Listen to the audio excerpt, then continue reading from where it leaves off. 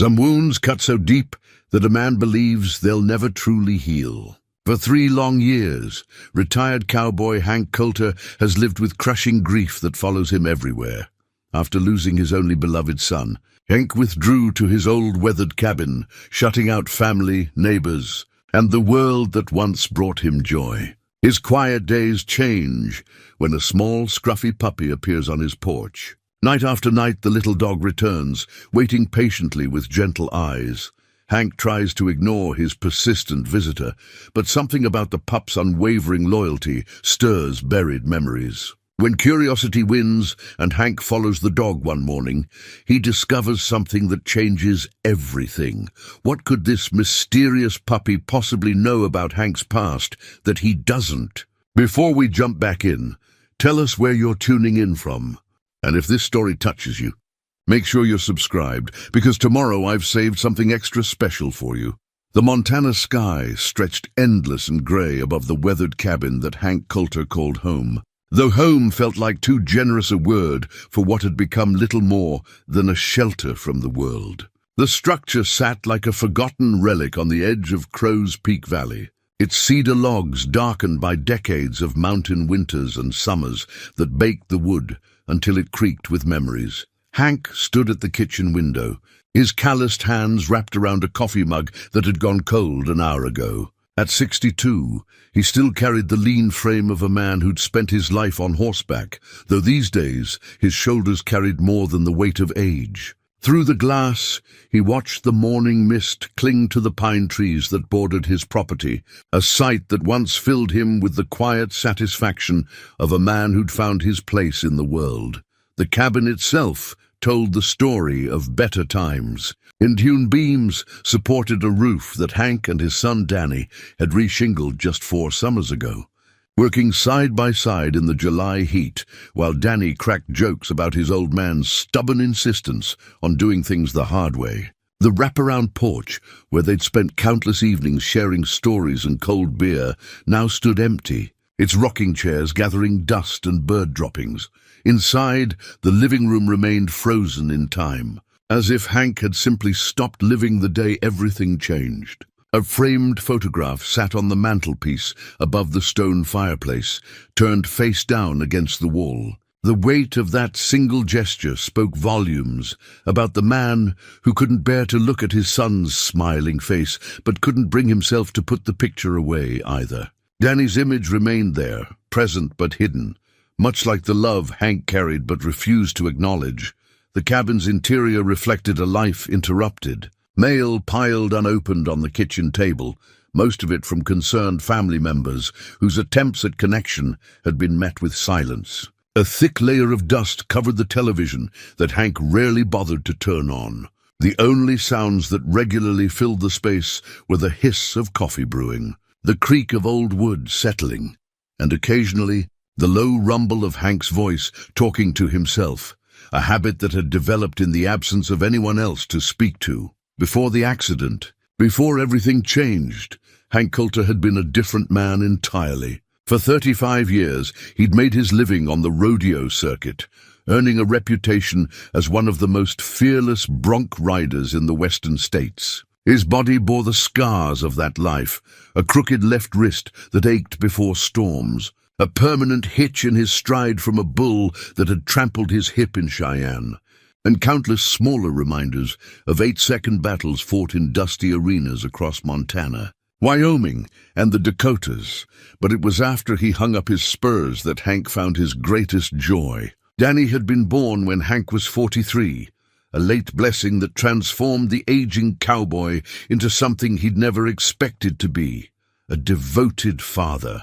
Danny's mother, Maria, had been Hank's anchor during those transition years, helping him find purpose beyond the thrill of competition. When cancer took her just 6 years later, it was Danny who kept Hank grounded, who gave him a reason to build something lasting instead of chasing the next adrenaline rush.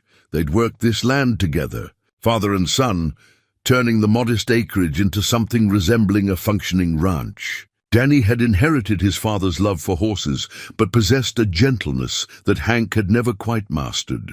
Where Hank approached training with the methodical persistence of someone accustomed to being thrown and getting back up, Danny seemed to speak a language that horses understood instinctively. "You're always fighting them." "Dad," Danny had said during one of their last conversations. His 26-year-old wisdom delivered with the kind of casual authority that only sons can manage with their fathers. Sometimes you just have to let them know you trust them, and they'll trust you back. The irony of those words haunted Hank now, as he considered how completely he'd withdrawn trust from everyone and everything in his life. Danny had been preparing for his own future then, saving money to buy the Peterson place down the valley, talking about expanding their operation and maybe starting a family of his own someday. He'd been seeing a girl from town, Sarah's daughter Emma, and Hank had caught him more than once staring off into the distance with the kind of dreamy expression that meant a man was making plans. Those plans had died. On a wet Tuesday morning in October, when Danny's truck hit a patch of black ice on the mountain road, the details remained burned into Hank's memory with cruel clarity. The sheriff's knock on his door, the drive to the hospital, the doctor's gentle but final words in the sterile hallway. One moment, Hank had been looking forward to sharing morning coffee with his son. The next, he was signing papers and making arrangements for a funeral he couldn't quite believe was necessary.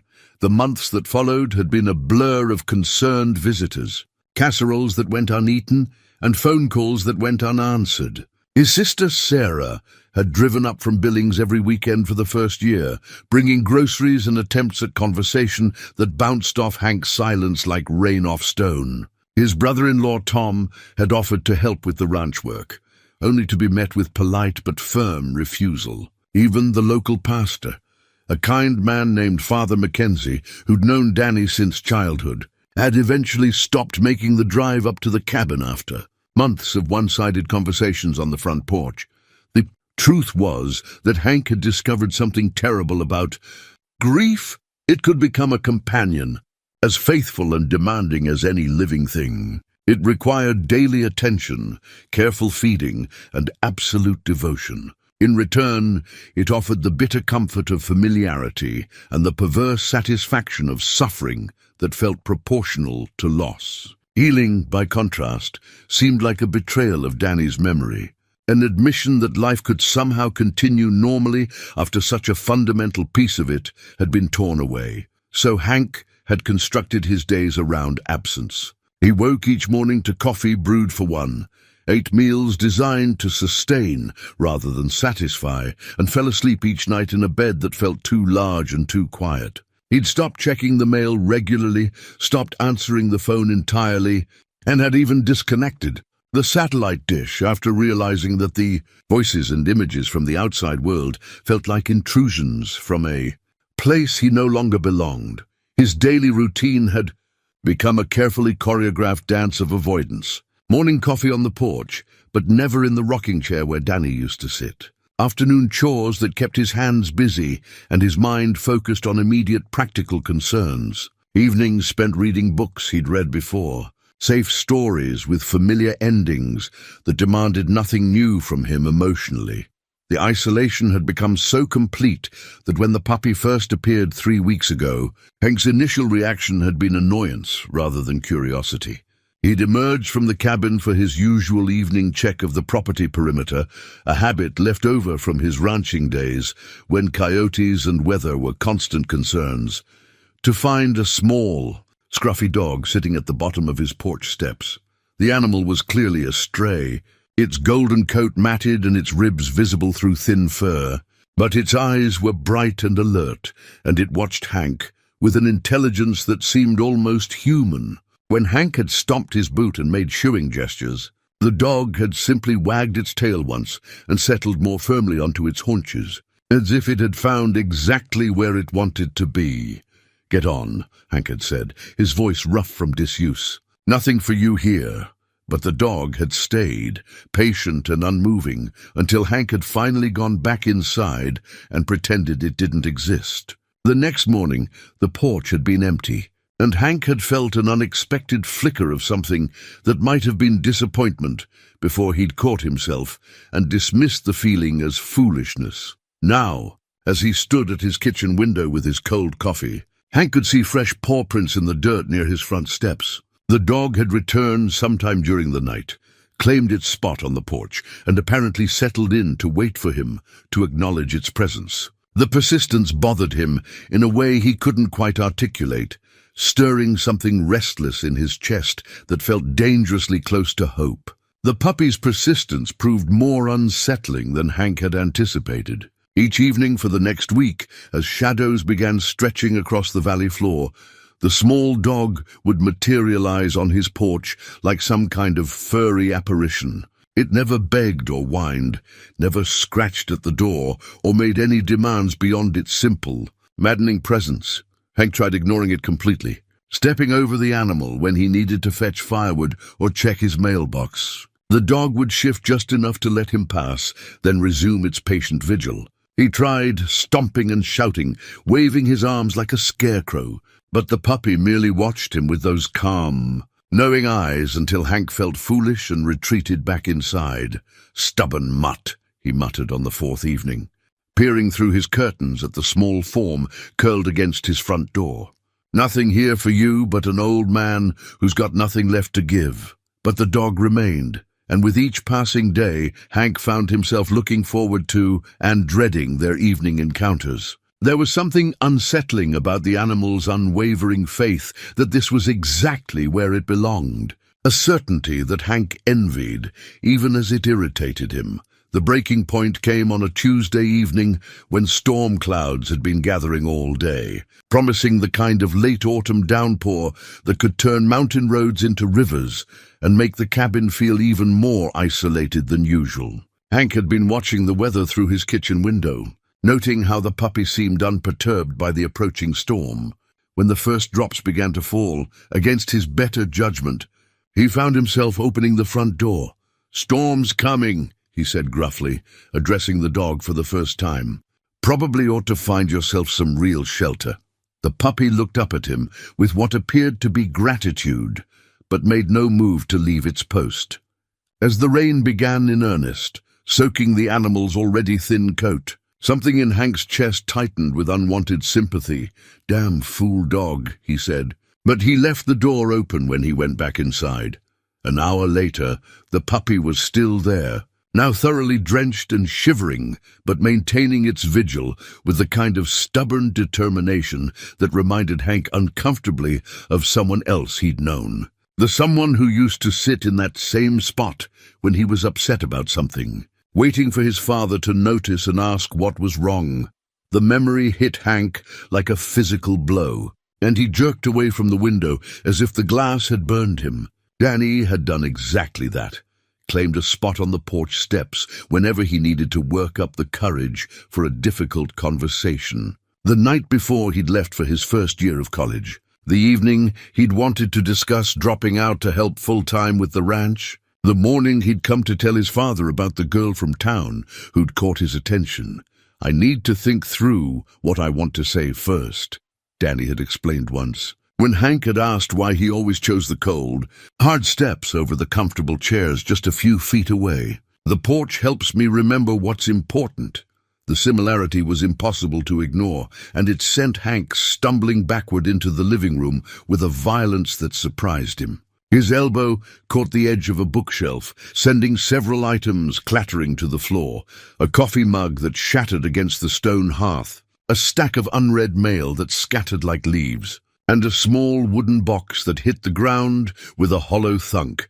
The box broke open, spilling its contents across the hardwood floor. Hank stared down at the mess, his heart hammering against his ribs as he recognized items he'd hastily packed away in the days following the funeral.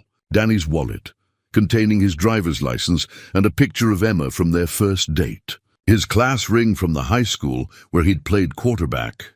A small pocket knife that had belonged to Hank's own father, passed down through 3 generations of Coulter men, and there, resting against the base of the stone fireplace like an accusation, was the hand-carved wooden horse that Danny had made in shop class during his senior year. Hank dropped to his knees without conscious thought, his hands trembling as he reached for the small figurine. The wood was smooth and warm, polished by years of handling, and Danny's initials were carved carefully into the base alongside the date he'd finished it. He'd been so proud of that horse, spending weeks perfecting the curve of its neck and the detail of its flowing mane. "It's for my son someday," Danny had said, setting it carefully on his bedroom shelf. "When I have a little boy, I want him to know his daddy could make things with his hands, not just break horses and fix fences." The simple hope in those words, the casual assumption of a future that would never come, broke something in Hank that had been holding firm for 3 years. A sound escaped him that was part sob, part growl, raw and wounded as the cry of an animal caught in a trap. He clutched the wooden horse against his chest and felt the careful walls he'd built around his grief crumble like old mortar. The tears came then, hot and bitter, carrying with them all the words he'd never said and all the moments they'd never share. He wept for the grandson who would never play with this carefully crafted toy, for the traditions that would die with him, for the simple, terrible fact that love didn't end just because life did. He was dimly aware of movement on the porch, the soft scratch of claws against wood, but he was too lost in his pain to care. The storm outside had intensified, rain lashing against the windows and wind moaning through the eaves like a chorus of lost souls. It seemed fitting that the weather should match his inner turmoil, that the world should acknowledge the magnitude of what had been lost. A cold nose touched his hand. Hank's eyes flew open to find the puppy sitting beside him, its wet fur plastered against its small frame. The animal had somehow gotten inside, through the door he'd left open, he realized, and had approached him with the same patient determination it had shown on the porch. There was no fear in its expression, despite Hank's emotional outburst, only a kind of gentle understanding that seemed impossible in something so young. "How did you—" Hank began, then stopped. His voice was hoarse from crying, and the question seemed less important than the fact that the dog was here, offering comfort he hadn't known he needed. The puppy pressed closer, its small body radiating warmth against Hank's side. It didn't try to lick his face or demand attention, simply provided its presence like a living anchor in the storm of his grief. For the first time in 3 years, Hank wasn't completely alone with his pain. He looked down at the wooden horse, still clutched in his hands, then at the dog, who had somehow chosen this exact moment to break through his defenses. The timing felt too perfect to be coincidence, too purposeful to be mere chance. But that was impossible, wasn't it? Dogs were smart, sure, but they couldn't understand the complex web of human emotion that had led to this breakdown. Could they? The puppy shifted slightly, settling more comfortably against his leg, and Hank found himself absently stroking its damp fur. The simple act of touching another living being after so long was both comforting and devastating. He'd forgotten how good it felt to be needed, even in such a small way. Outside, the storm raged on, but inside the cabin, something had fundamentally changed. The silence that had pressed against Hank's ears for months felt different now, less oppressive, more expectant, as if the world was waiting to see what he would do next. The puppy's breathing had evened out into the rhythm of sleep, trusting enough to rest against a stranger who had spent the last week trying to drive it away. That trust felt like both a gift and a responsibility, and for the first time since Danny's death, Hank found himself thinking about tomorrow instead of dwelling on yesterday. The morning after the storm brought crystalline air and a clarity that felt almost aggressive after the emotional upheaval of the previous night. Hank woke on the living room floor, his back protesting against the hardwood and his neck kinked at an uncomfortable angle. The puppy was gone, but a warm spot beside him and a few golden hairs on his flannel shirt provided evidence that the previous evening hadn't been some grief-induced hallucination. He found the wooden horse where he'd dropped it, nestled among the scattered contents of Danny's box. In the harsh light of morning, his breakdown felt embarrassing, like something that should be quickly forgotten and never acknowledged. But the horse remained solid and real in his hands.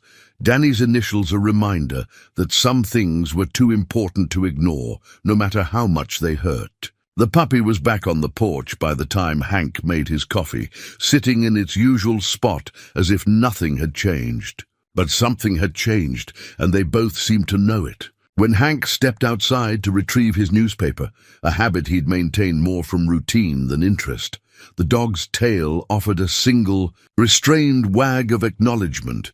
"You're still here," Hank observed.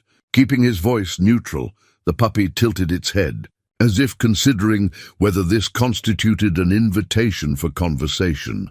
Hank studied the animal more carefully in the daylight. It was definitely a mixed breed, probably part golden retriever and part something smaller, with intelligent brown eyes and a coat that would be beautiful once it was properly fed and groomed. Despite its obvious hunger, it carried itself with dignity, never begging or approaching the food bowl Hank had reluctantly set out the night before. That food bowl, a ceramic dish that had once belonged to the barn cat who disappeared 2 winters ago, represented the first crack in Hank's determination to remain uninvolved. He told himself it was simple pragmatism. A hungry dog was more likely to get into his garbage or cause problems. Feeding it was just good sense, nothing more. But as the days passed, he found himself looking forward to the small ritual of filling the bowl each evening. The puppy would wait politely while he set out the food and fresh water, never rushing forward until Hank had stepped back and nodded his permission. There was something almost formal about the exchange, as if they were negotiating the terms of a careful treaty. The dog's presence also began stirring memories that Hank had been careful to avoid. Watching it explore the property with obvious familiarity reminded him of the hours he'd spent working alongside Danny, teaching him the practical skills that kept a ranch functioning. The tool shed where they'd repaired equipment together, the barn where Danny had learned to gentle horses, the fence line they'd walked every morning to check for damage or signs of predators. One afternoon, while hanging laundry on the line behind the cabin, Hank's eyes fell on a pair of old leather work gloves draped over the fence post where they'd been forgotten 3 summers ago.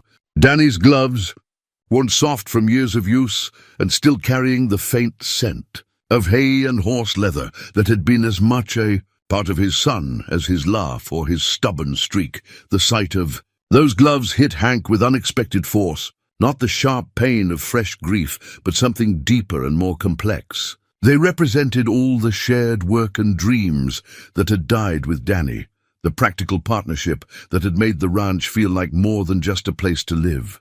Danny had always been planning ahead, thinking about improvements and expansions, talking about the day when they might buy more land or invest in better equipment. "We could build something real here, Dad," Danny had said during one of their fence-mending sessions, his young hands already more skilled than Hank's at splicing wire. "Something that lasts." The irony of those words wasn't lost on Hank now, as he stood in a yard that showed clear signs of neglect. Weeds growing through the gravel driveway, gutters that needed cleaning, a dozen small maintenance tasks that had once been shared burdens. The ranch was still here, still functional, but it felt hollow without the second pair of hands and the dreams that had driven them both forward. His brooding was interrupted by the arrival of his sister Sarah's truck, its familiar red paint and dented front bumper announcing her presence long before she reached the cabin. Hank suppressed a groan of irritation. He loved his sister, but her visits always carried an undertone of worry that made him feel like a patient being checked for signs of improvement. Sarah emerged from the truck with her usual purposeful stride, carrying a covered casserole dish and wearing the determined expression that meant she'd come prepared for battle. At 58, she was 4 years younger than Hank, but had appointed herself the family's chief warrior after their parents' deaths. Her graying hair was pulled back in its customary ponytail, and her work clothes suggested she'd driven straight from her job at the county extension office. "Hank," she said, her voice carefully casual, "thought I'd stop by and check on you." "I'm fine," he replied automatically, the response that had ended most of their conversations for the past 3 years. Sarah's eyes moved past him to the puppy, which had risen from its spot on the porch and was watching the interaction with obvious interest. Her expression shifted from concern to surprise, then to something that might have been cautious hope. "You got yourself a dog," she said, keeping her voice neutral. "It's not mine," Hank replied quickly. "Just a stray that's been hanging around." But even as he said it, the words felt hollow. The puppy had positioned itself slightly behind him, not hiding but clearly indicating its allegiance. Sarah noticed the placement and the food bowl beside the door, and her smile was gentle but knowing. "Well, whoever it belongs to, it looks like it's eating regular," she observed. "That's good. Animals need consistency." The pointed comment wasn't lost on Hank, but he chose to ignore it in favor of accepting the casserole and inviting Sarah inside for coffee. As they settled at his kitchen table, he became aware of how the cabin felt different with 3 living beings in it, instead of just one. Less echoey somehow, more like a home. Their conversation meandered through safe topics: the weather, Sarah's work, local news that didn't require emotional investment. But Hank found himself distracted by the puppy's behavior outside. Through the window, he could see it walking purposefully across the yard, pausing at specific locations as if checking on things. The corner of the barn where Danny used to park his truck. The spot near the fence where they'd planned to build a new gate. The path that led to the old oak tree where Danny had carved his initials as a boy. The pattern was too deliberate to be random, too specific to be coincidence. It was as if the dog was conducting its own inspection of the property, following a route that seemed hauntingly familiar. The conversations began by accident. Hank hadn't intended to start talking to the puppy, but after 2 weeks of shared evening meals and quiet companionship, words began slipping out during their routine interactions. Small observations at first, comments about the weather or the day's minor events, but gradually expanding into something that resembled actual conversation. "Looks like we might get snow before the weekend," he found himself saying as he set down the food bowl one evening. The puppy listened with the grave attention of someone receiving important news, its head tilted at an angle that seemed to encourage further elaboration. "Been a mild fall, but that won't last. Never does in these mountains." The dog's patient attention was oddly comforting. Unlike human conversation, which required careful navigation of emotional landmines, talking to the puppy felt safe. There was no risk of saying too much or revealing weaknesses that might worry someone who cared about him. As the days shortened and evening came earlier, these one-sided conversations grew longer and more personal. Hank found himself describing his daily activities, sharing memories of ranch life, even voicing thoughts he hadn't dared speak aloud since Danny's death. The puppy never interrupted, never offered unwanted advice, simply listened with the kind of complete attention that had become rare in his human interactions. It was during one of these conversations that Hank's eyes fell on the worn cowboy hat hanging on a peg beside his front door. Danny's hat, the one he'd worn during their last conversation, still shaped by the curve of his son's head and marked with the salt stains of honest work. Hank had left it there out of habit, unable to move it, but equally unable to look at it without remembering. "Your boy ever wear a hat like that?" he asked the puppy, then immediately felt foolish for expecting an answer. But the dog's gaze followed his to the hat, and its expression seemed to grow more focused, more alert. The hat had been Danny's favorite, a gift from Hank on his 18th birthday, when his son had declared his intention to work the ranch full-time instead of going straight to college. It was a battered brown Stetson with a beaded hatband that Emma had made for him, and Danny had worn it with the pride of someone who understood that real work required proper equipment. The memory of their last conversation crystallized around that hat, bringing with it details that Hank usually worked hard to suppress. It had been early morning, October 15th, and Danny had been getting ready to drive into town for supplies. He'd been excited about something, practically bouncing with the kind of restless energy that meant he was planning something special. "I've got some errands to run," Danny had said, settling the hat on his head with practiced ease. "Should be back by noon." "We can work on that new fence line after lunch if the weather holds." But there had been something else in his expression, a kind of secret anticipation that Hank had noticed but hadn't questioned. Looking back, he wondered if Danny had been planning some kind of surprise, maybe involving Emma or the future they'd been building together. The not knowing was almost worse than the loss itself, all those unspoken plans and dreams that had died with him on that icy mountain road. The accident had happened just outside town, on a curve that was dangerous even in good weather. The sheriff had explained it all with careful professionalism, the sudden ice storm that had caught everyone off guard, the way Danny's truck had slid through the guardrail and rolled down the embankment. Death had been instantaneous, a small mercy that did nothing to ease the magnitude of the loss. He wouldn't have suffered, the sheriff had said, as if that made any difference to a father whose world had just collapsed. Hank became aware that the puppy had moved closer during his reminiscence, pressing against his leg with gentle insistence. When he looked down, he found the dog watching him with an expression that seemed to combine sympathy with something else. Expectation, perhaps, or encouragement. "You're a strange one," he murmured, scratching behind the animal's ears, "acting like you understand every word I'm saying." But as the days passed, Hank began to suspect that the puppy did understand more than seemed possible. Its behavior around the property had become increasingly purposeful, as if it was trying to show him something specific. It would walk to certain locations, the barn, the old oak tree, the spot where the driveway curved toward the main road, and look back at him expectantly, tail wagging in invitation.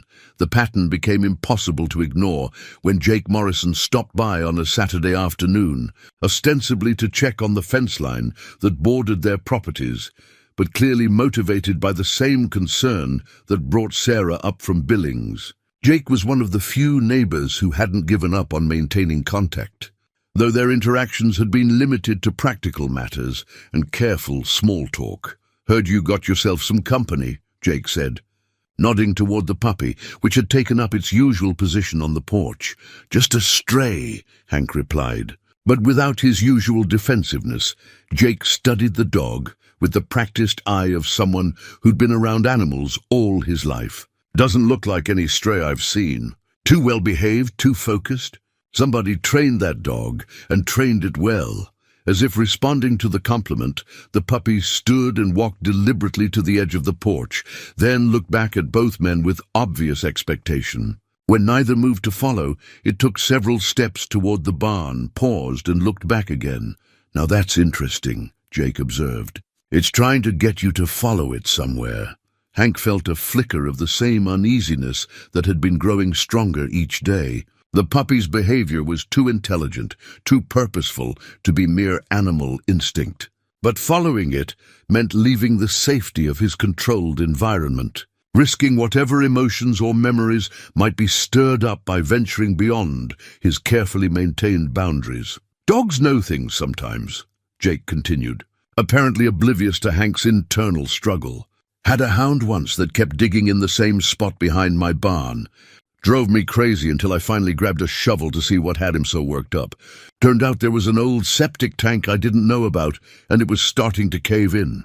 That dog probably saved me from a nasty accident." The implication hung in the air between them, and Hank found himself looking at the puppy with new attention. The animal had settled back onto its haunches, but continued watching him with patient determination, as if it was willing to wait as long as necessary for him to make the right decision. After Jake left, Hank stood on his porch in the gathering dusk and considered his options. He could continue pretending the puppy was just a random stray seeking food and shelter, or he could acknowledge what his instincts were telling him, that this animal had appeared in his life for a specific reason, and that reason involved following it somewhere he might not be prepared to go. The decision came on a Tuesday morning when the puppy's patient waiting finally wore down Hank's resistance. For 3 days, the dog had been repeating the same routine, walking to the barn, looking back, taking a few more steps, then returning to the porch when Hank refused to follow. Its persistence reminded him uncomfortably of Danny's own stubborn determination when he'd set his mind on something important. "All right," Hank said finally, stepping off the porch with the feeling of crossing some invisible threshold. "Show me what's so important about that old barn."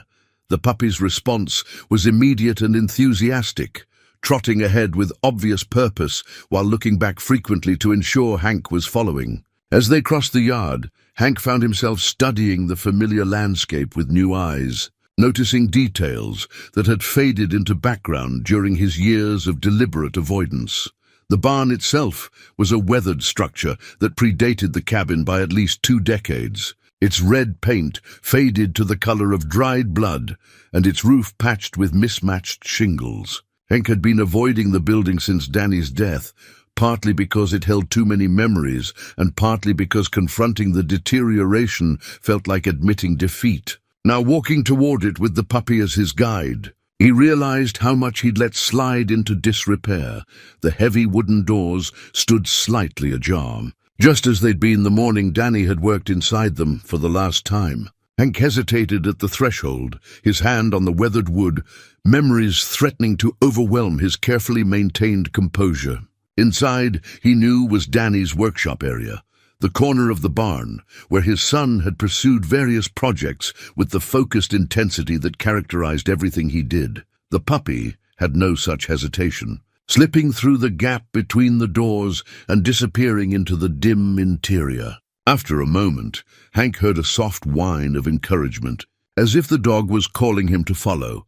Taking a deep breath, Hank pulled the door wide and stepped inside. The barn's interior was a museum of abandoned intentions. Dust motes danced in the afternoon light that slanted through high windows, and the air carried the familiar scent of hay, leather, and the faint sweetness of aging wood. But what caught Hank's attention immediately was the puppy's behavior. The animal moved through the space with obvious familiarity, walking directly to specific locations, as if following a map burned into memory. In the far corner, Danny's workshop area remained exactly as he'd left it 3 years ago. A workbench made from an old door and sawhorses held an array of hand tools, chisels, sandpaper, small clamps for delicate work. Several pieces of wood in various stages of completion sat along the bench's edge, projects that would never be finished. The sight of them hit Hank with unexpected force. Physical reminders of dreams interrupted and potential unrealized. The puppy had positioned itself beside the workbench, its attention focused on something specific. Following the dog's gaze, Hank spotted what had captured its interest, a rusty harmonica sitting among the wood shavings and tools. He recognized it immediately as the instrument Danny had taught himself to play during his senior year of high school.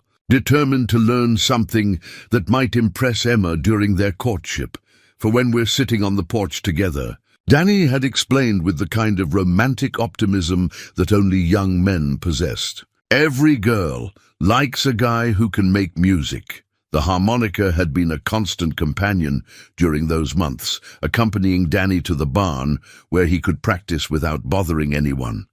He'd never become particularly skilled with it, but his enthusiasm had been infectious, and Hank had often found excuses to work nearby just to listen to his son's earnest efforts at creating melody. Now seeing it abandoned among the tools, Hank felt a sharp pang of recognition.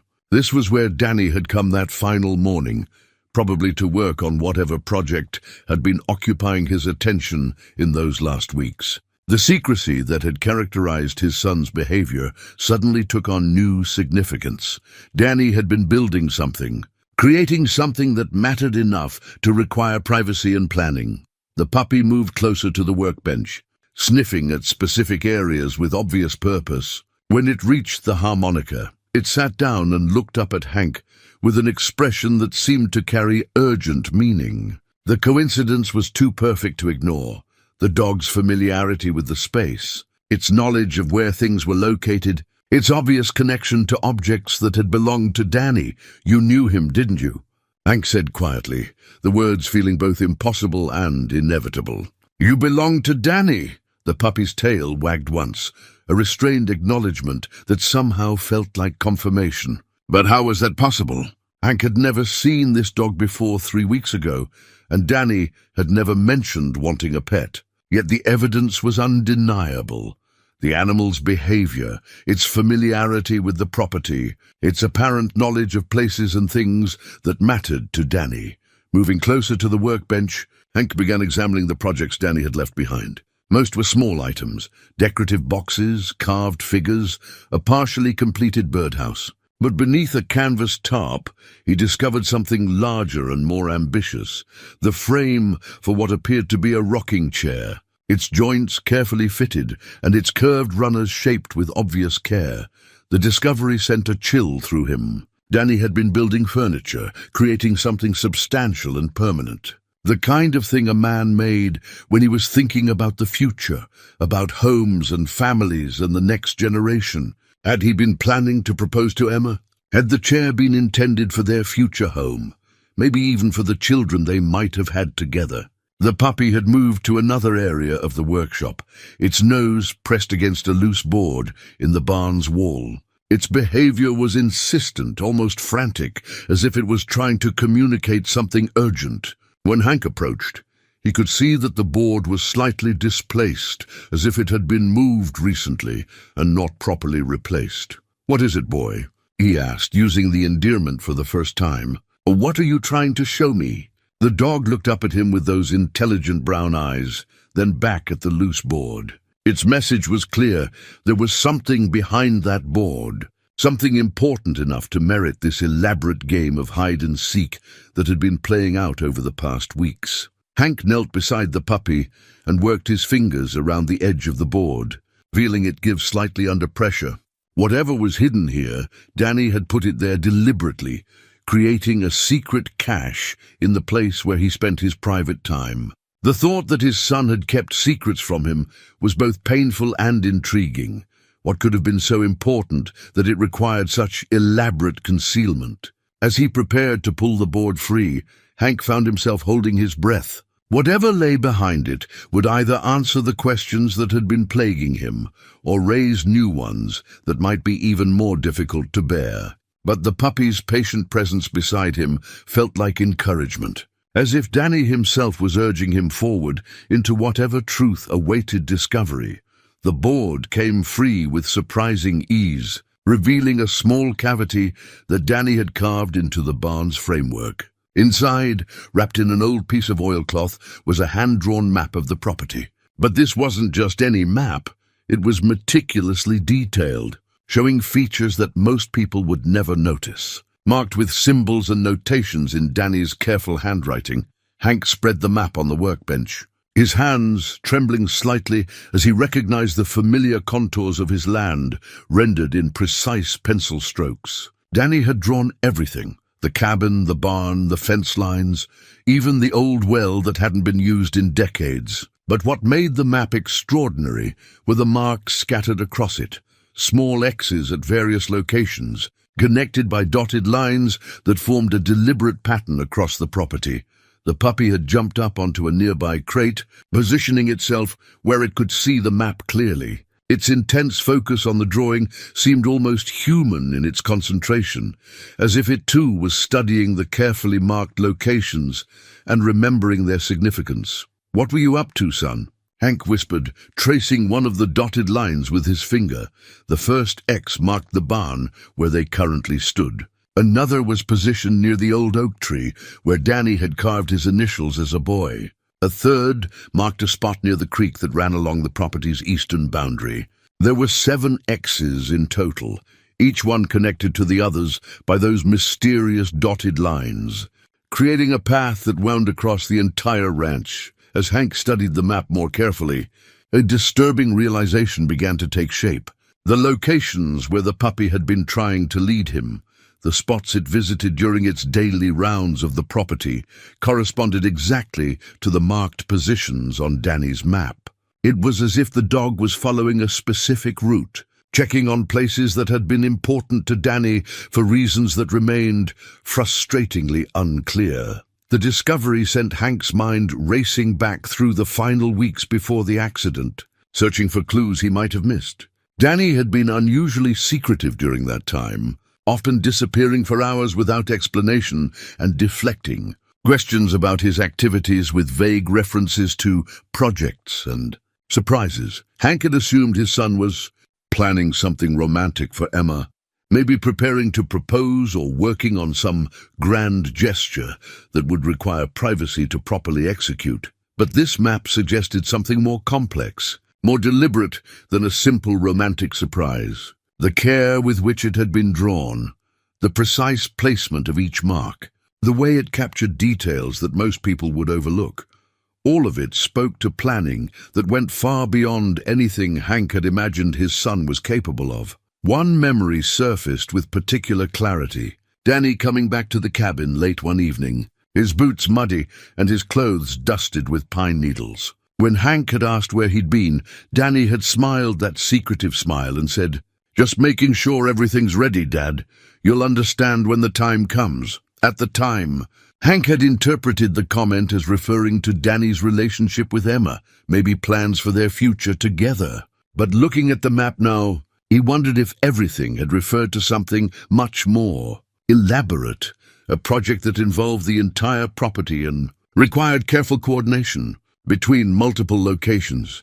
The puppy had grown restless during Hank's reminiscence, pacing back and forth on its perch and occasionally whining softly. When Hank looked up from the map, he found the dog watching him with obvious impatience, as if it was frustrated by his slow progress in understanding what should have been obvious. "You know what all this means, don't you?" Hank said, addressing the dog directly. "You were part of whatever he was planning." The puppy's response was immediate and dramatic. It jumped down from the crate and trotted to the barn door, then returned to Hank and gently grasped his sleeve in its teeth, tugging insistently toward the exit. The message was unmistakable. The map was only the beginning, and the real answers lay somewhere else on the property. But following the map meant venturing into areas that Hank had been avoiding for 3 years, places that held too many memories and too much pain. The old oak tree, where he and Danny had shared countless conversations. The creek where they'd gone fishing on lazy summer afternoons. The hill overlooking the valley where Danny had talked about his dreams for the future. Each location represented a different kind of emotional minefield, and Hank found himself reluctant to start down a path that might lead to more pain than he was prepared to handle. The safety of the cabin, the controlled environment he'd created, suddenly seemed very appealing compared to the unknown territory that the map promised to reveal. The puppy seemed to sense his hesitation because it abandoned its gentle tugging and instead sat directly in front of him, fixing him with a stare that seemed to carry years of patient waiting. In that moment, Hank saw something in the dog's expression that reminded him powerfully of Danny, the same determined patience, the same quiet confidence that important things were worth waiting for. "He trained you for this, didn't he?" Hank said, the pieces finally beginning to fit together. "Somehow, he knew he might not be around to show me himself, so he taught you to do it instead." The idea was almost too fantastic to believe, yet it explained so much about the puppy's behavior. Its familiarity with the property, its knowledge of specific locations, its obvious intelligence and training, all of it pointed to careful preparation by someone who understood both the dog's capabilities and Hank's likely resistance to change. But how could Danny have known that his father would need this kind of guidance? What kind of 26-year-old planned for his own absence with such meticulous detail? The questions multiplied faster than Hank could process them, creating a tangle of confusion and wonder that left him feeling unmoored. The puppy had grown tired of waiting for a decision. It trotted back to Hank and began tugging more insistently at his sleeve, its patience clearly exhausted. There was something almost urgent in its behavior now, as if it understood that too much delay might result in losing momentum entirely. Looking down at the map one more time, Hank made his choice. Danny had gone to extraordinary lengths to create this elaborate treasure hunt, training a dog to guide his father through whatever revelation awaited at the end of the marked trail. The least he could do was trust his son's judgment and see where the journey led. "All right, boy," he said, folding the map carefully and tucking it into his shirt pocket. Let's go see what Danny wanted me to find. The puppy's tail wagged with obvious satisfaction, and it immediately headed for the barn door with renewed purpose. As they stepped back into the afternoon sunlight, Hank felt a mixture of anticipation and dread that reminded him of the moments before climbing onto a particularly challenging bronc, the knowledge that whatever happened next would test his limits in ways he couldn't fully prepare. For that the old oak tree stood at the highest point of Hank's property, its massive trunk scarred by decades of wind and weather, but still standing proud against the Montana sky. As they approached it, following the dotted line on Danny's map, Hank found himself remembering the countless hours he and his son had spent in its shade. It had been their thinking spot, the place they'd come to work through problems or simply enjoy the view of the valley spread out below. The puppy moved with increasing urgency as they drew closer to the tree, no longer pausing to ensure Hank was following. Its behavior had shifted from patient guidance to something approaching excitement, as if it recognized that they were finally approaching their true destination. When they reached the base of the massive oak, the dog immediately began circling the trunk, nose to the ground, searching for something specific. Hank pulled out the map to check their position, confirming that this was indeed one of the marked locations. The X was positioned precisely at the base of the tree, right where the initials HC plus DC were carved into the bark, a sentimental gesture from Danny's childhood that had marked this as their special place. But as Hank studied the carved letters, he noticed something he'd never seen before, a small arrow etched into the bark just below the initials, and pointing toward the ground. The puppy had found what it was looking for.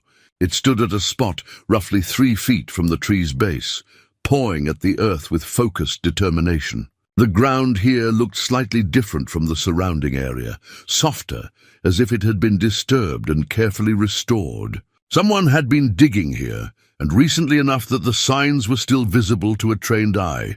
"What did you bury here, son?" Hank whispered, dropping to his knees beside the expectant dog. The earth gave way easily under his hands, confirming that it had been excavated before. About 18 inches down, his fingers encountered something hard and smooth, the edge of a waterproof container. Working carefully, Hank cleared the dirt away to reveal a large plastic storage box, the kind used by hunters to protect valuable gear from the elements. The puppy watched intently as Hank lifted the container from its earthen hiding place. It was heavier than expected, and he could hear items shifting inside as he set it on the ground. A piece of duct tape across the lid bore a message in Danny's familiar handwriting.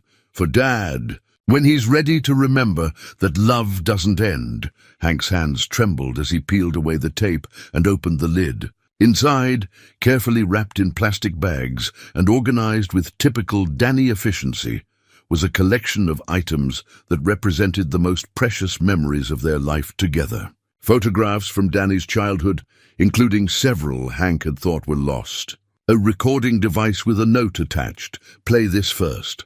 Letters bundled with ribbon, each one marked with a different date. And nestled in the center of it all, a small wooden box that Hank recognized as one of Danny's woodworking projects.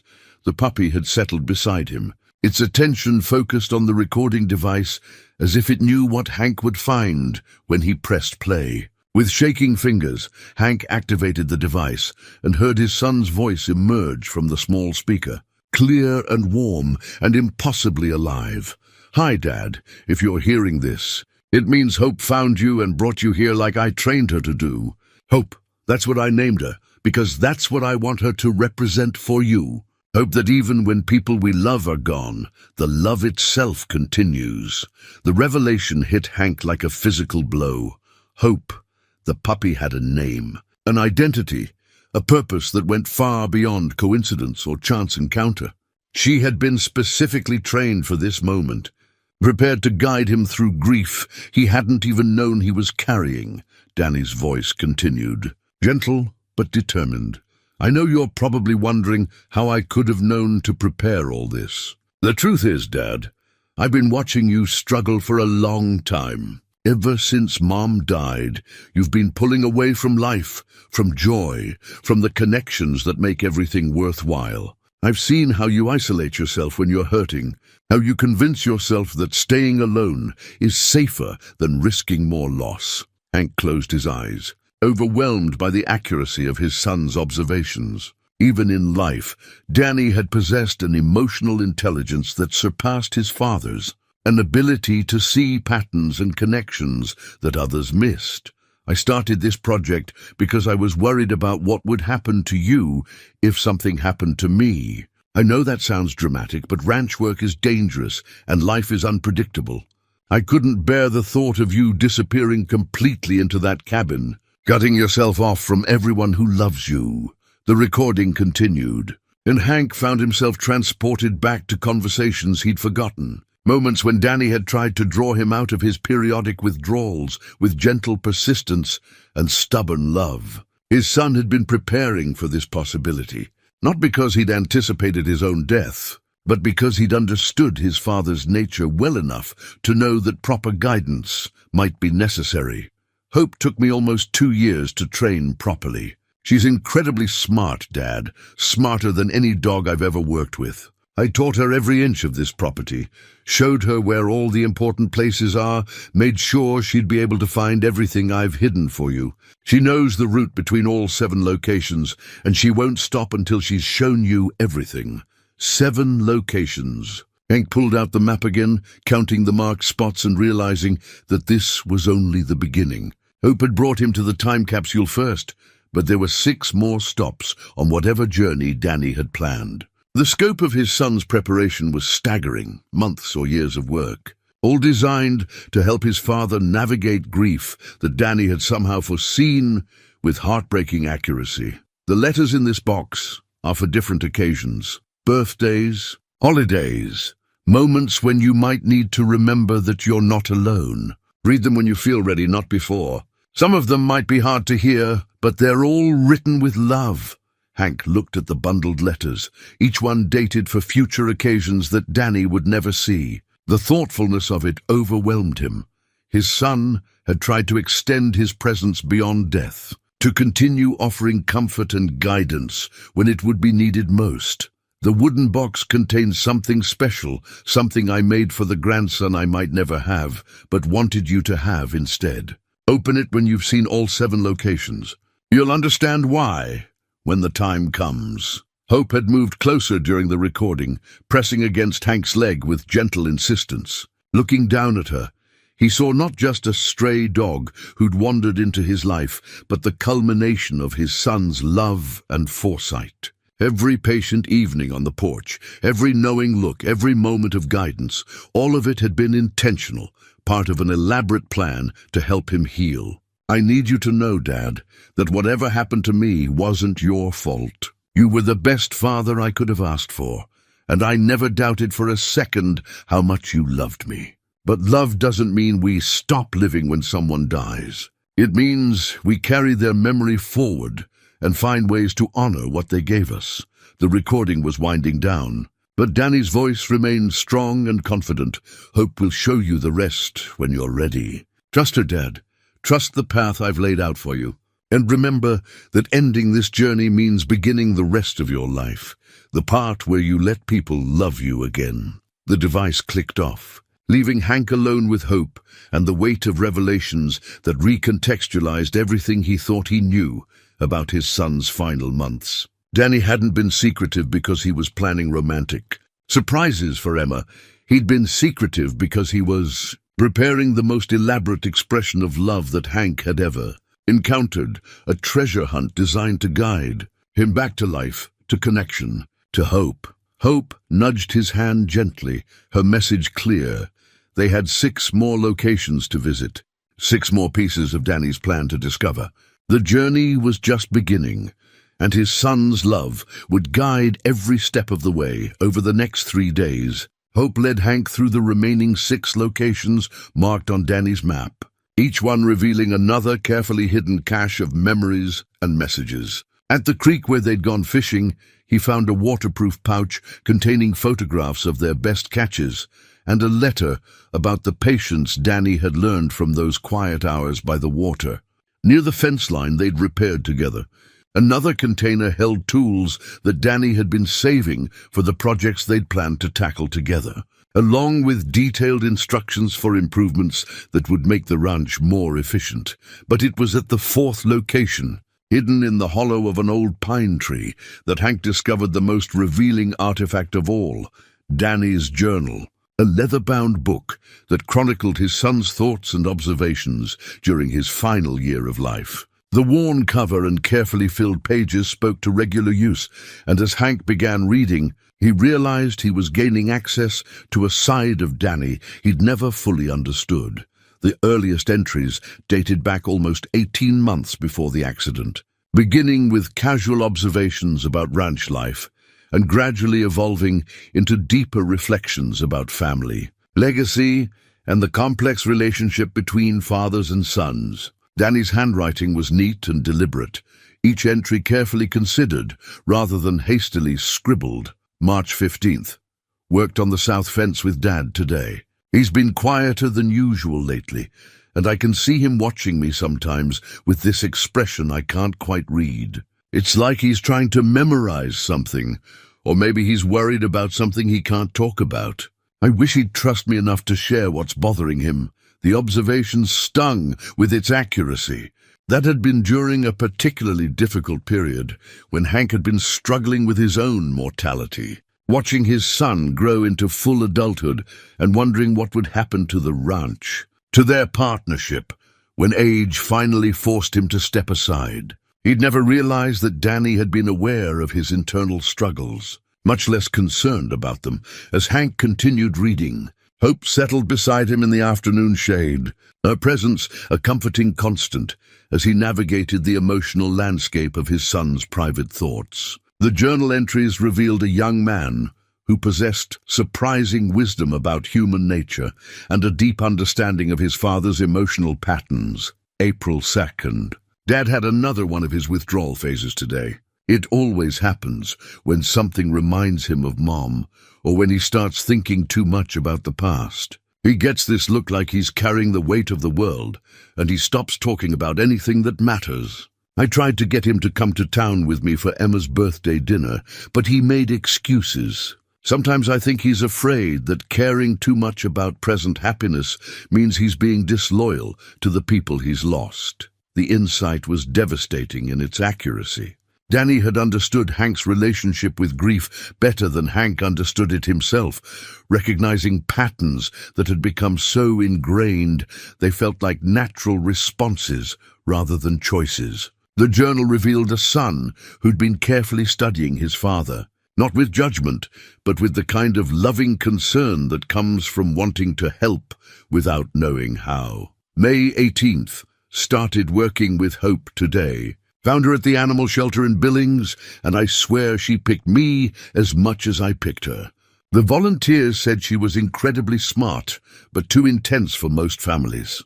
Perfect for what I have in mind. If something ever happens to me, Dad's gonna need someone who won't give up on him, someone who can be as stubborn as he is. Hank looked up from the journal to study Hope with new appreciation. She hadn't been a random stray at all, but a carefully chosen companion selected for specific qualities that Danny believed would match his father's temperament. The thought that his son had visited animal shelters, evaluating dogs based on their potential to provide emotional support, spoke to a level of planning that took Hank's breath away. The training entries that followed revealed the scope of Danny's undertaking. He'd worked with Hope for over a year, teaching her not just basic obedience, but complex tasks designed specifically for the grieving process. She'd been trained to recognize signs of depression and isolation, to provide comfort without being intrusive, and to guide people through predetermined routes when they were ready to accept help. June 30th. Hope mastered the property boundaries today. She can find every location I've marked, and she knows the order they should be visited. More importantly, she seems to understand the emotional significance of each spot. When we practiced at the oak tree, she got this look like she knew we were dealing with something sacred. The entries also revealed Danny's growing concern about his father's emotional state. Observations that had apparently motivated the elaborate support system he was constructing. References to Hank's increasing isolation, his tendency to avoid family gatherings, his reluctance to discuss anything related to future planning or personal happiness. August 12th, Dad turned down another invitation to Sarah's barbecue. I know he thinks he's protecting himself from more loss, but he's actually guaranteeing it. If you don't let people matter to you, you never have to risk losing them. But you also never get to experience the joy they could bring. I need to find a way to help him understand that love is worth the risk, even when, especially when, you've already lost people you cared about. As autumn progressed in the journal entries, Danny's observations became more urgent, his concern for his father's future more pronounced. The project with Hope had evolved from a contingency plan into something approaching necessity. As Danny recognized that his father's emotional withdrawal was becoming more severe rather than improving with time. September 25th. Emma asked me today why I'm spending so much time training. Hope for scenarios that might never happen. I couldn't explain it properly, but I have this feeling that Dad's going to need her someday. Not just for companionship, but for the specific kind of guidance she can provide. There's something about the way she responds to grief that's almost therapeutic. She doesn't try to fix it or make it go away. She just helps people carry it better. The final entries, written in the weeks before the accident, revealed a young man who was preparing for multiple futures simultaneously. Marriage to Emma, expansion of the ranch operation, and the possibility that his father might need extraordinary support to navigate life's inevitable challenges. The complexity of Danny's thinking during those final weeks was staggering. His ability to plan for contingencies that most people would never consider. October 10th. Finished the last cache today. 7 locations, 7 pieces of the puzzle that should help Dad remember who he was before grief convinced him that isolation was safer than connection.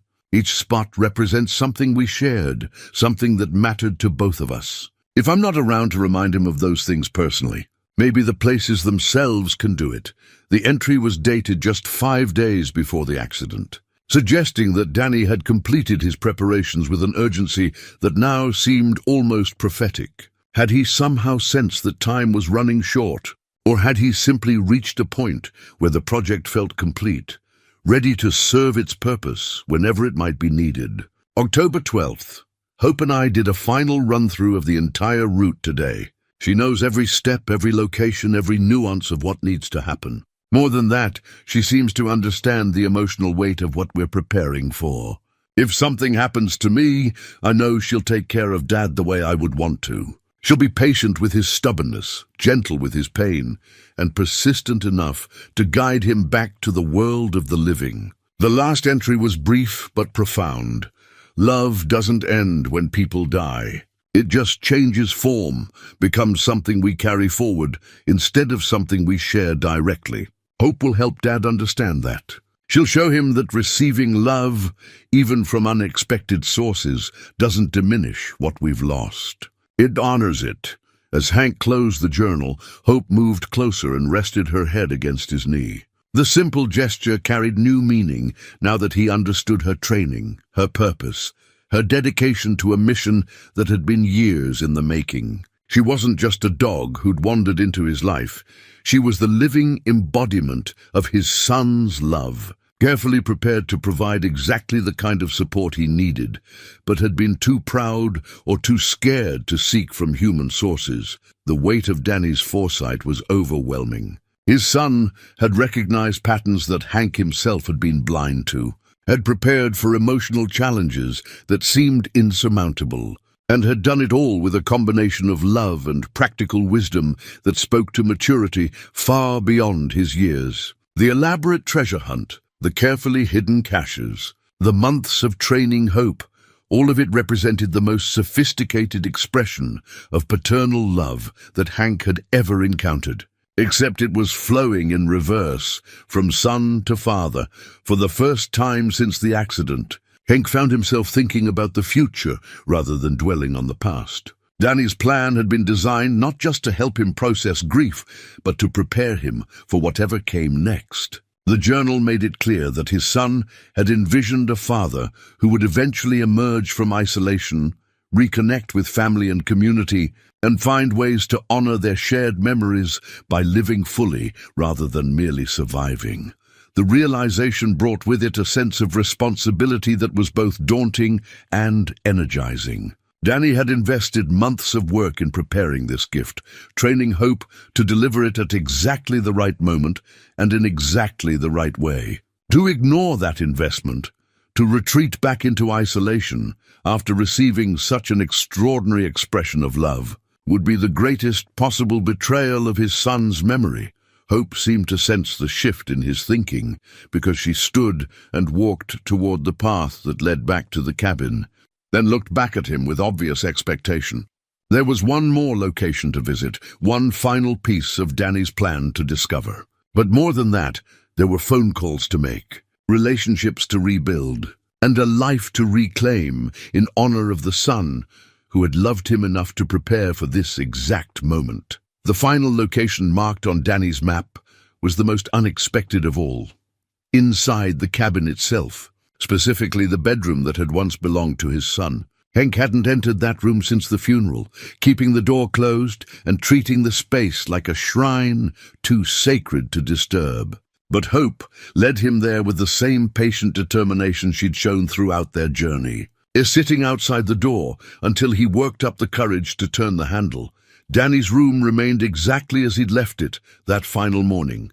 Bed made with military precision, clothes hung neatly in the closet, desk organized with the systematic care that had characterized everything about his son's approach to life. But following Hope's guidance, Hank found himself drawn to the dresser where a small wrapped package sat atop the surface, somehow overlooked during his cursory clearing of personal effects 3 years earlier. Inside the package was Danny's most prized possession, the silver rodeo belt buckle he'd won at his first competition, engraved with his name and the date of his victory.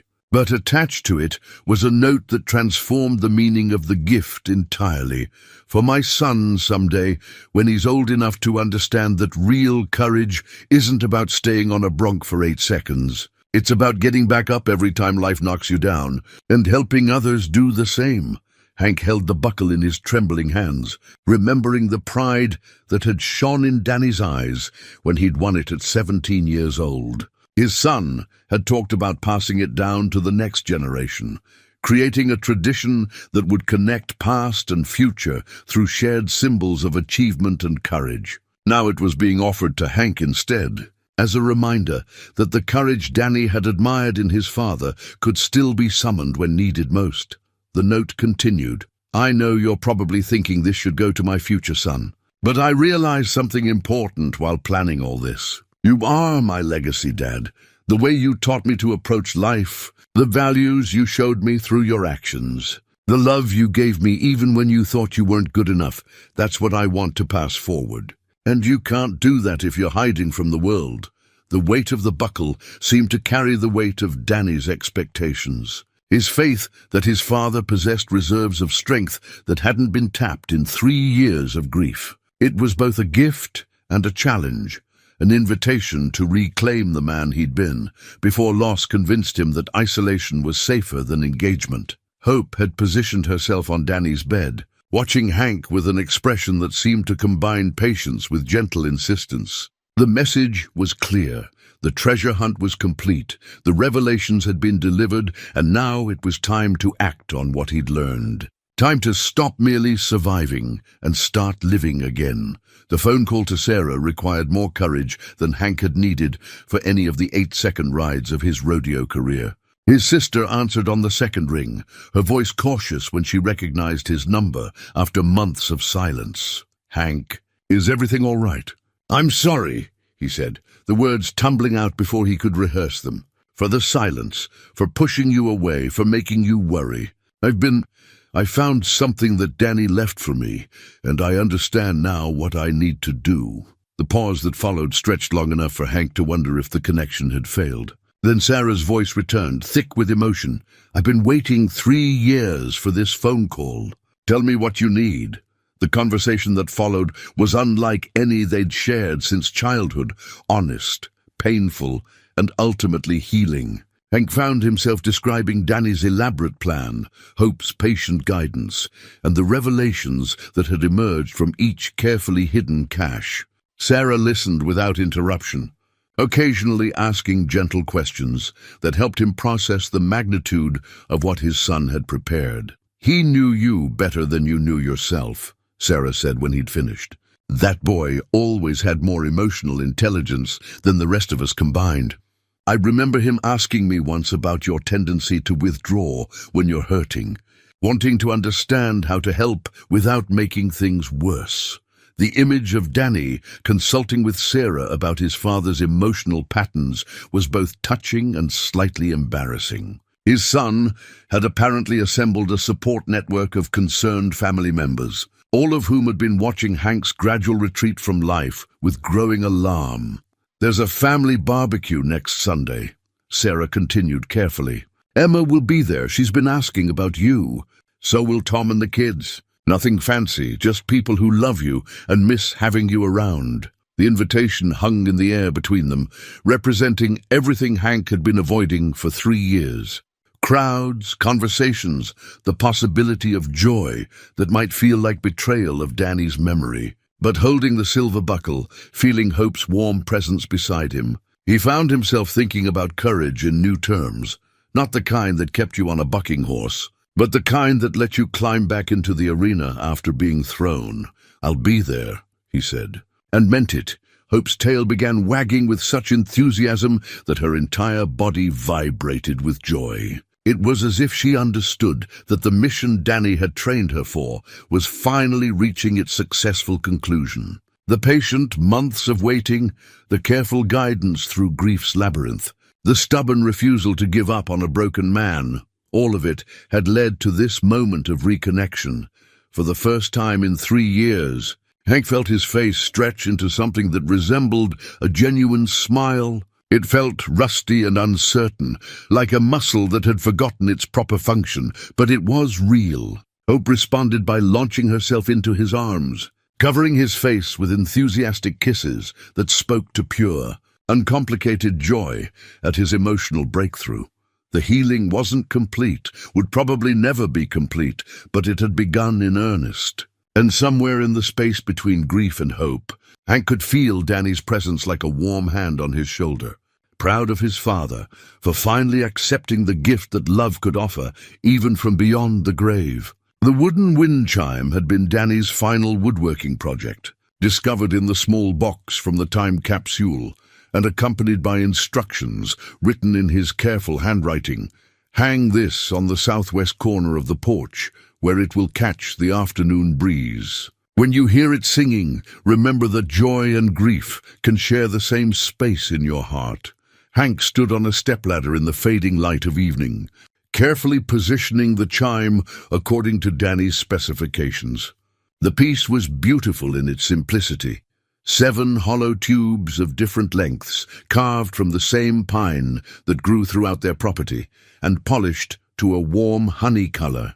Each tube was precisely tuned to create harmonious notes when stirred by the wind, and Danny's initials were carved discreetly into the wooden cap that held them together. As Hank made the final adjustments to hang the chime securely, Hope sat on the porch below, her attention focused on his work with the intense concentration she'd shown throughout their journey together. Over the past week, since completing the treasure hunt, she had settled into life at the cabin with remarkable ease, as if she'd always belonged there. Her food and water bowls had found permanent homes beside the kitchen door, and she'd claimed Danny's old bed as her preferred sleeping spot, though she often migrated to Hank's room during the night when storms or nightmares made companionship necessary. The first gentle breeze that stirred the chime created a soft, melodious sound that seemed to perfectly match the peaceful quality of the approaching dusk. Hank climbed down from the ladder and stood beside Hope, both of them listening as the wind played the wooden tubes like a natural instrument. The sound was neither joyful nor sad, but something more complex, a musical acknowledgement that life contained multitudes, that beauty and sorrow could exist in the same moment without diminishing each other. He knew exactly what he was doing, didn't he, girl? Hank said softly, reaching down to scratch behind Hope's ears. Her response was a contented sigh that suggested complete agreement with the assessment. Over the days since Sarah's phone call, Hope had seemed more relaxed, less vigilant, as if the successful completion of her mission had allowed her to transition from working companion to family pet. But her intelligence remained obvious in small gestures, the way she seemed to anticipate Hank's needs, her instinct for providing comfort during difficult moments, her ability to encourage him toward choices that served his healing rather than his fear. The next morning brought a decision that Hank had been avoiding for 3 years. Looking at the calendar on his kitchen wall, he realized that the approaching weekend marked the anniversary of Danny's death. For the past 2 years, he'd spent that day in deliberate isolation, drinking too much coffee and reliving memories that brought only pain. But holding Danny's belt buckle and hearing the gentle music of the wind chime, he found himself thinking about a different way to mark the occasion. Hope seemed to understand his intention when he headed for his truck, jumping into the passenger seat with the confidence of someone who belonged there. The drive to Crow's Peak Cemetery took 20 minutes, along winding mountain roads that Hank had traveled countless times but had avoided since the funeral. The familiar landscape looked different now, not necessarily better or worse, but somehow more present, more real than it had seemed during his years of deliberate disconnection. Danny's grave was located on a hillside that offered a view of the valley where they'd lived and worked together. The headstone was simple granite with his name, dates, and a brief inscription that Sarah had chosen. Beloved son, faithful friend, keeper of hope. Wildflowers had been planted around the marker. Emma's work, Hank realized, evidence that others had been maintaining connections he'd been too afraid to acknowledge. Hope settled beside the headstone with natural dignity, as if she understood the sacred nature of the space. Hank knelt in the grass, running his fingers over the carved letters of his son's name and feeling the odd combination of presence and absence that defined grief. Danny was gone. That fact remained unchanged and unchangeable. But the love between them, the lessons learned, the hope carefully planted for future growth, all of that remained vibrantly alive. I found everything you left for me, Hank said aloud, his voice carrying across the quiet cemetery. The letters, the recordings, hope, all of it. I understand now what you were trying to tell me. The wind stirred through the pine trees that bordered the cemetery, creating a sound remarkably similar to the wooden chime now hanging on his porch. In that whisper of moving air, Hank could almost hear Danny's voice responding with the gentle patience that had characterized his approach to his father's stubborn moments. I know you worried about me withdrawing from life, Hank continued. You were right to worry. After your mother died, I convinced myself that loving people completely just meant losing them more completely when they were gone. But you showed me something different through hope, through all those carefully planned revelations. Love doesn't make loss worse, it makes it bearable. The conversation continued as the sun moved across the sky, Hank sharing 3 years of accumulated thoughts and feelings that had been trapped in silence. He talked about the loneliness, the fear, the gradual recognition that isolation was just another form of dying. He described Sarah's barbecue the previous weekend, his tentative steps toward rejoining the world, the strange comfort of Hope's patient companionship. As afternoon shadows began lengthening across the hillside, Hank felt a sense of completion that had nothing to do with ending and everything to do with continuation. The grief would always be part of him. He understood that now, but it no longer had to define the boundaries of his existence. Danny's love had found a way to transcend death, not by eliminating pain, but by showing him how to carry it without being crushed by its weight. Thank you, he said finally, his hand resting on the warm granite of the headstone. For everything. For the life we shared, for the lessons you taught me, and for loving me enough to plan for my healing, even when you couldn't be here to see it happen." Hope rose and pressed against his leg. Her warm presence, a reminder that some gifts continue giving long after their giver has departed. Together, they walked back to the truck and began the drive home, where the wind chime would greet them with its gentle music, and the evening routine of shared companionship would continue the healing that Danny's love had made possible. 6 months had passed since Hope first appeared on Hank's porch, and the transformation was evident in details both large and small. The cabin that had once stood as a monument to isolation now showed signs of life renewed: fresh paint on the shutters, a repaired front gate, and flower boxes that Emma had helped plant during one of her regular visits. The wind chime Danny had crafted sang softly in the afternoon breeze, its music a constant reminder that beauty could emerge from carefully tended wood, just as healing could emerge from carefully tended grief. Hank knelt on the porch, adjusting the new collar around Hope's neck. The leather was soft and well-crafted, with her name engraved in simple letters that caught the sunlight. "Hope," he read aloud, running his finger over the careful engraving. "Suits you perfectly, doesn't it, girl?" Hope's tail wagged with satisfaction, though whether from the compliment or the comfortable fit of her new collar was impossible to determine. Over the months since completing Danny's treasure hunt, she had evolved from patient guide to beloved companion, her presence a source of comfort that extended far beyond Hank's own healing journey. The sound of approaching vehicles interrupted the peaceful moment, and Hank looked up to see the familiar caravan that had become a regular feature of his weekends. Sarah's red truck led the procession, followed by Tom's SUV loaded with camping gear and Emma's compact car bringing up the rear. The sight of them filled Hank with an emotion he'd almost forgotten: anticipation for the company of people who mattered to him. "Looks like our guests are here," he told Hope, who had already begun her welcoming dance of excitement.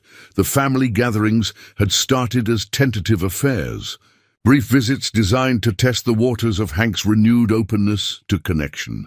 But they'd evolved into something richer and more meaningful, genuine celebrations of the bonds that had survived years of neglect and emerged stronger for having been tested. Sarah brought her famous potato salad and an endless supply of stories from her work at the county extension office. Tom contributed his skill with the barbecue grill and his talent for organizing games that included everyone from teenagers to grandparents. Emma arrived with photo albums and a gentle way of keeping Danny's memory alive through shared stories that emphasized joy rather than loss. But today's gathering was different, marked by the presence of newcomers who had heard about Hank's story through the quiet networks that connect people dealing with similar struggles. Margaret Peterson, a widow from town whose husband had died the previous winter, had asked Sarah if she might visit the man who'd found healing with the help of a specially trained dog.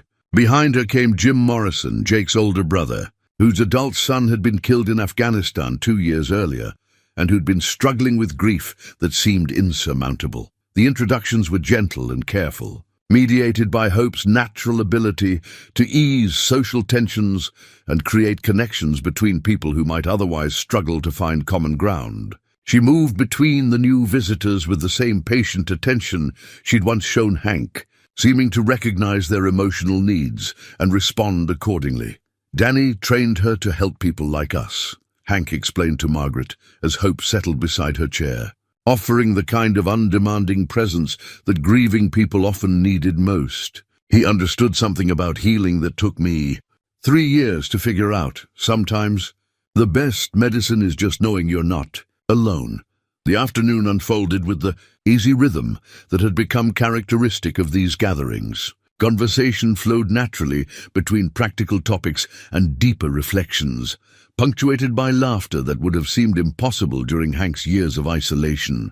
Hope moved through the group like a four-legged therapist, providing comfort where it was needed and encouraging interactions that might not have happened otherwise. As evening approached and the visitors began departing, Hank found himself standing on the same porch where his journey with hope had begun. The view remained unchanged, the rolling hills of Montana stretching toward distant mountains, the pine trees marking the boundaries of his property, the familiar landmarks that had shaped his life for over 20 years. But everything else had been transformed by the simple act of choosing connection over isolation. Hope over despair, Emma was the last to leave, pausing at her car to thank Hank for sharing Danny's story with the newcomers. "He would be so proud of what you're doing," she said, her eyes bright with tears that spoke to joy rather than sorrow, carrying his love forward by helping other people heal. After the visitors had gone, Hank and Hope resumed their evening routine on the porch, but with a difference that reflected how much had changed. Instead of the hollow silence that had once pressed against his ears, the air was filled with the gentle music of the wind chime and the distant sounds of life continuing in the valley below. The isolation that had once felt necessary now seemed like a choice he'd made from fear rather than wisdom. Hope settled beside his chair with a contented sigh, her mission completed, but her purpose ongoing. She had guided him back to the world of the living, shown him that love could survive death by transforming into service to others, and proven that healing was possible even when it seemed impossible. The collar around her neck bore her name as both identification and aspiration, Hope embodied in the form of a patient dog who understood that sometimes the most profound healing happens, one gentle step at a time. Some wounds cut so deep that they never fully disappear. But Hank had learned that healing didn't require the absence of pain. It required the presence of love strong enough to carry grief without being crushed by it, hope persistent enough to survive the darkest valleys, and connections meaningful enough to make the journey worthwhile. As the stars began appearing in the darkening sky, Hank reached down to stroke Hope's golden fur and whispered the words that had become his evening prayer. "Thank you, Danny, for the love that doesn't end, for the hope that keeps growing, and for teaching me that sometimes the most beautiful gift we can give someone is showing them how to heal." The wind chimes sang softly in response, and Hope's gentle breathing provided the rhythm for a peace that had been 3 years in the making, but would last the rest of their lives together.